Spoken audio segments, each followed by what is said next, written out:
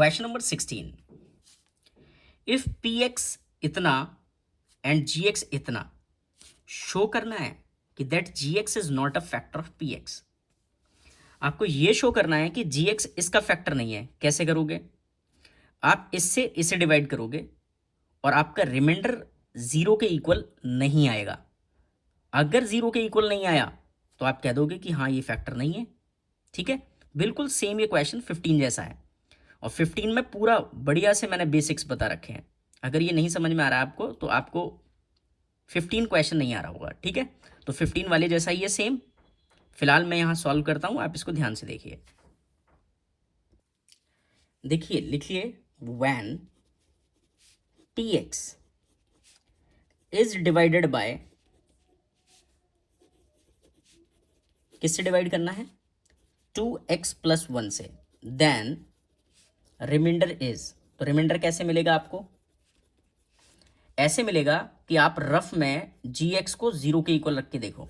ये जी एक्स है, इसे जीरो के इक्वल रख के देखा, और यहां से आप x की वैल्यू लाओ। प्लस का 1 है, इधर जाएगा तो माइनस का 1, तो x की वैल्यू -1 अपॉन, और ये चीज इधर डिवाइड। ठीक है, तो ये आपने निकाल ली x की वैल्यू। तो वो आपको कहां पुट करनी पड़ेगी? इसकी जगह। कितना? -1/2। ये -1/2 कैसे आया?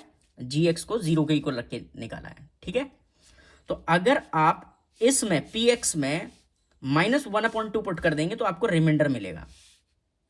ठीक है, तो फिलहाल हम रिमाइंडर निकालते हैं। तो 2 एज इट इज रहा। एक्स की जगह क्या पुट करना है? -1/2। उसकी पावर कितनी है? 3। फिर -11। एक्स की जगह कितना पुट करना है? -1/2। उसकी पावर कितनी है? 2।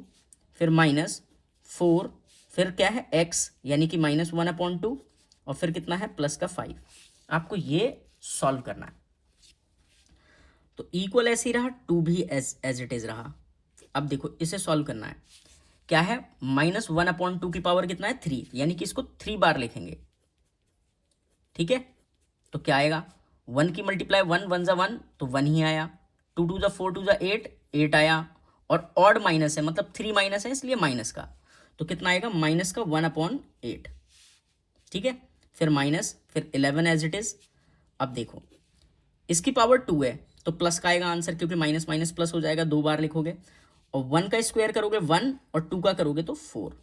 फिर माइनस का 4, और ये देखो ये मल्टीप्लाई में क्या आएगा? माइनस का 1/2, और फिर प्लस का 5।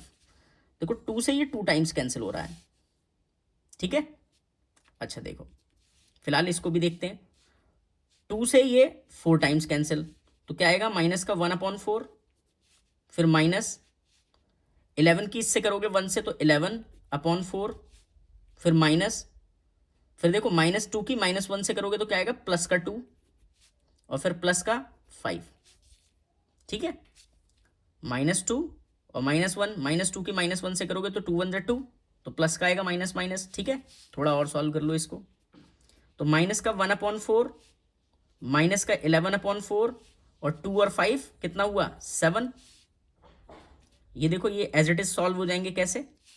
सबके नीचे 1 लेट किया, सबका एलसीएम 4। तो न्यूमरेटर में क्या आएगा? -1 -11। 1 को 4 बनाने के लिए 4 से मल्टीप्लाई, 4 7 जा 28। ठीक है, तो माइनस माइनस प्लस होता है, तो 11 में 1 ऐड करोगे क्या आएगा? माइनस का 12, और प्लस का कितना है? 28, और अपॉन में 4। अब देखो प्लस माइनस माइनस, तो 28 में आप सब्ट्रैक्ट करोगे 12, तो 8 में से 2 गया 6 बचा, और ये 16 बचा, तो हमारा 16/4 बचा है। तो 4 4 जा 16, तो कुल मिलाकर आपकी p की वैल्यू -1/2 आया है। ठीक है, अब एक बात समझिए, अगर ये रिमाइंडर यहाँ 0 आता, मतलब 4 की जगह 0 आता, ये निकला क्या है? 4, ये हमारा रिमाइंडर है। मतलब कि जब आपने इससे इसे डिवाइड करा था ऐसे करके, 2x+1 से डिवाइड करा था इसे, ठीक है, तो आपका रिमाइंडर क्या आया है? रिमाइंडर आया है आपका 4। इसका ये मतलब है। तो वो कह रहा था कि शो करिए ये फैक्टर नहीं है। तो फैक्टर जब होता जब ये 0 के इक्वल आता है ना।